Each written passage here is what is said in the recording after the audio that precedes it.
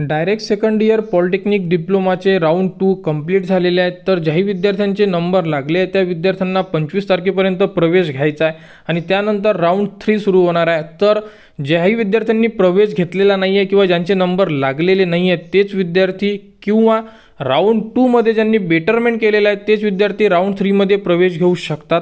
या व्यतिरिक्त कोणतेही विद्यार्थी प्रवेश घेऊ शकणार नाही आहे। तर बघू शकता 22/8 पासून 25/8 पर्यंत ज्याही विद्यार्थ्यांचे राऊंड 2 मध्ये नंबर लागले त्यांना प्रवेश घ्यायचा आहे आणि ज्याही विद्यार्थ्यांना प्रवेश घ्यायचा नसेल ते बेटरमेंट करू शकतात आणि त्यानंतर होणार आहे राऊंड 3 सुरू। तर बघा 26 तारखेला ज्या जागा आहे व्हॅकंट सीट आहे ह्या साईडवर उपलब्ध करून देण्यात येणार आहे। त्यानंतर 27 पासून 29 पर्यंत आपण कॅप राऊंड 3 चा फॉर्म भरणार आहे।